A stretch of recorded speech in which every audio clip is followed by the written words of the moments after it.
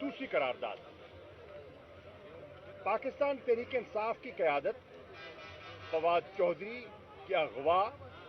और बगावत के जाली मुकदमे के इंदराज की शदीद मजम्मत करती है और इनके जिस्मानी रिमांड पर दिए जाने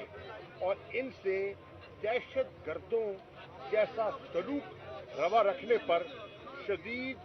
तशवीश का इजहार करती है। ये दस्तूर की आर्टिकल 14 की सरीहन खिलाफ वर्जी और अदल इंसाफ के कत्लेआम के मुतरादिफ है। एक ही मुकदमे में 3 मरतबा जिस्मानी रिमांड दिए जाने की कोई नज़ीर इससे पहले दस्तयाब नहीं है। तहरीक इंसाफ चीफ जस्टिस पाकिस्तान से मुल्तमिस है कि इस सरीहन नाइंसाफी का फौरी अज खुद नोटिस लिया जाए और आज की इस मीटिंग में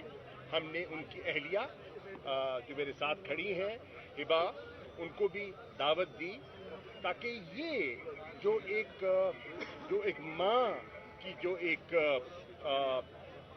एक बच्चियों को जो तड़प माँ ने देखी है वो इन्होंने अपना उसका हाल बयान किया, जिस पर हमें बहुत